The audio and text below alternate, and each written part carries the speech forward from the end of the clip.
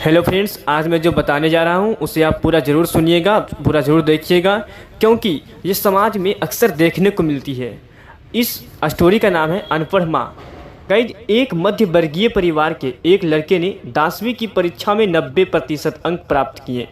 पिता ने जब मार्कशीट देखकर खुशी खुशी अपनी पत्नी को कहा, सुनो, आज खीर या मीठा दलिया बना लो, स्कूल की परीक्षा में हमारे लाडले ने 90% अंक प्राप्त किए।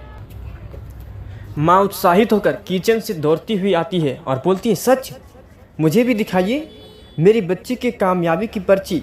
ये सुनते ही बीच में वो लड़का फटाक से बोला, क्या पापा किसे रिजल्ट दिखा रहे हो? क्या वह पढ़ी लिखी है? वो पढ़ सकती है? वो तो अनपढ़ है ना। ये सुनते ही उस माँ की आंखों से आंसू छलक गई और उसने आंखों को पल्लू से पोंछते हुए चुपचाप दलिया बनाने के लिए चली गई। लेकिन लड़के की ये बात पिता ने सुने भी और देखे भी। तब पिता ने कहा, हाँ बेटा, तुम सच कह रहे हो, बिल्कुल सच। जानता है, जब तू गर्भ में था तो उसे दूध बिल्कुल पसंद नहीं था। तेरी माँ ने तुझे स्वस्थ बनाने के लिए हर दिन 9 महीने तक दूध पिया, क्योंकि तेरी माँ तो अनपढ़ थी ना, इसलिए।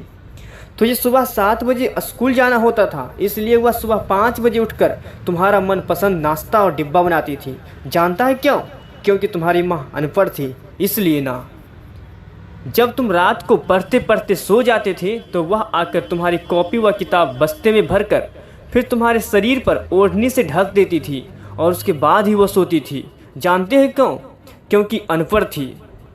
बचपन में तुम ज़्यादातर समय बीमार रहते थे, तब वो रात भर जागकर सुबह जल्दी उठती थी और काम पर लग जाती थी। जानते हो क्यों?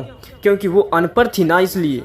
तुम्हारे ब्रांडेड कपड़े लाने के लिए मेरे पीछे पड़ती थी और वो खुद सालों तक एक ही साड़ी में रही, क्योंकि वो सचमुच अनपढ़ थी।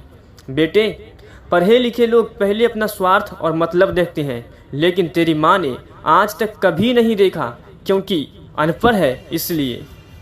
वो खाना बनाकर और हमें परोसकर कभी कभी खुद खाना भूल जाती थी, इसलिए मैं गर्व से कहता हूँ तुम्हारी माँ अनपढ़ है।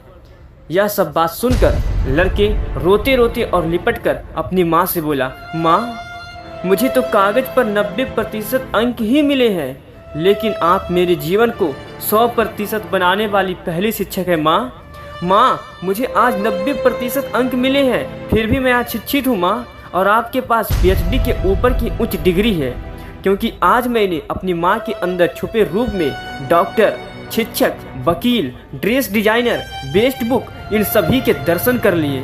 मुझे माफ़ कर दो माँ, मुझे माफ़ कर दो माँ। माँ ने तुरंत अपने बेटे को उठाकर सीने से लगाते हुए कहा और उन्होंने कहा, पागल, रोते नहीं हैं, आज तो खुशी का दिन है, चल हंस। और फिर उसने उसे चूम लिया।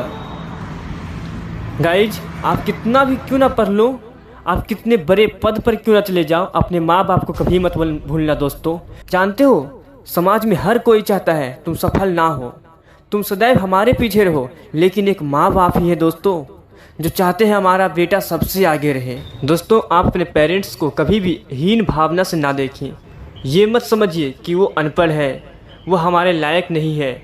जिसने तुम्हें काबिलियत सिखाया है, तुम उसके काबिल कैसे हो सकते हो, ये कभी सोचना भी मत। तो दोस्तों, ये स्टोरी आपको कैसा लगा कमेंट बॉक्स में ज़रूर लिखें, और ऐसे ही वीडियो के लिए आप हमारे चैनल को सब्सक्राइब कर लें। थैंक्स दोस्तों, मिलते हैं अगले वीडियो में एक नई स्टोरी लेकर।